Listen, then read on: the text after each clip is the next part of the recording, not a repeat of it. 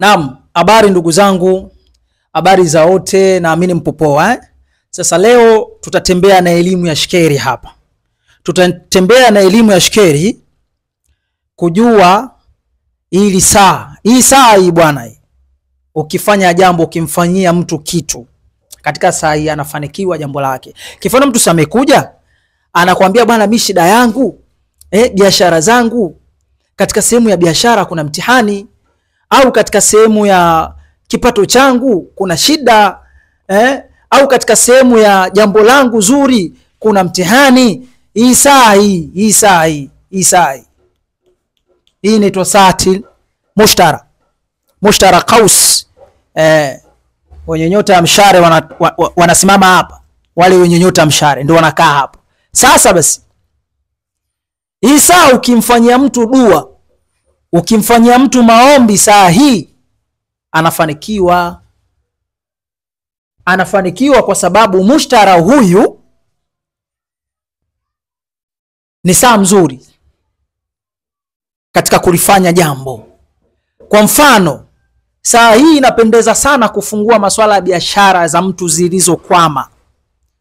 Saa hii inapendeza sana kufungua ule mwili wa mtu, kumfanyia mtu dua katika saa hii, mwili wake ukaondokwa na maradhi na vifungo vya aina mbalimbali. Sasa tuangalie hapa, tusome. Saa ni mzuri, lakini wewe ukitaka kujua huyu mtu shida yake iko vipi, tutaangalia ndani ya kioo hiki katika saati mushtara. Tunaangalia nafsi yake, huyu mwanadamu iko sawa, nafsi yake iko vizuri. Mushtara anasema mimi niko sawa, lakini katika usawa wangu mimi mushtara, katika chumo la huyu mwanadamu, chumo la mali hapa katika mlango wa pili, katika huu mlango wa pili chumo la mali, mushtara anasema kuna mirihi imesimama katika mlango wa pili.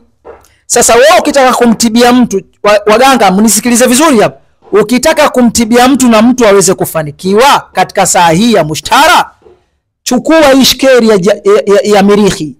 Yani maana yake kwamba huyu mtu pesa anayo, lakini pesa akishika katika saa hii inaungua. Maana kuungua ni vipi? Ni yule ambaye anashika pesa alafu haina nini? Faida. Pesa inaisha tu.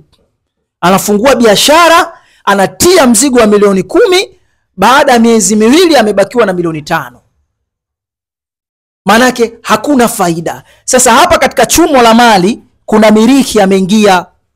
Huyu mirihi ni nyota ya mafanikio. Sawa, chini mstari huku inasema ni nyota ya mafanikio, lakini ndani ya kioo, je, haya mafanikio kujaje, lakini yako katika mji wa pili. Vipi huyu mirihi paka kaja katika mji wa pili? Lazima tuhesabu majumba haya.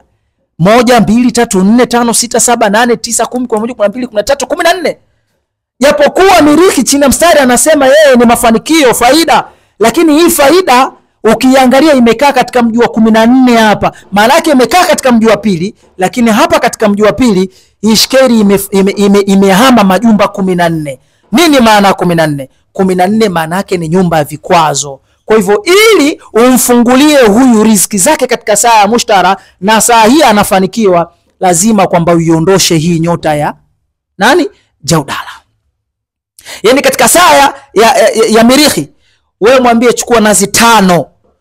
Nyinyi waganga kwenye kuchinja sisemi sana, nadhani mnapenda sana kuchinja. Ukiongezea na swala la kuchinja, basi is up to wewe, au sio bana? Chukua nazi zako 5. Ukichukua nazi zako 5, andika shkeri ya jaudala katika nazi 5 katika saa hiyo ya nani? Ya mushtara. Vunja, mwambie hivi yule mgonjwa wako, na vunja na kusudia kuangamiza kikwazo kilichosimama katika nyota yangu na katika riski zangu, lakini iwe ni saa ya nani? Ya mushtara. Akivunja hii jaudala, nisikilizeni hapa vizuri waganga, akivunja hii jaudala katika saa ya ahayani, kitakachozalika ni qabdhat dakhira, maana itazalika nyota ya mali katika saa hii, kwa maana riski inafunguka hapo katika saa hiyo, jambo linakaa liko vizuri kabisa. Kwa hivyo chukueni faida hii. Mtu amekuja katika saa hii anataka kufungua riziki zake katika saa hii, basi fanya dua yako itakubalika, lakini hakikisha jaudala umeiondosha. Sasa hapa kuna mambo mengi sana. Mwingine anaweza kukwambia sasa mbona hujaelezea jaudala katoka wapi? Sawa, katoka mji wa tano. Katolewa na nani? Katolewa na Twariki. Twariki ni nani?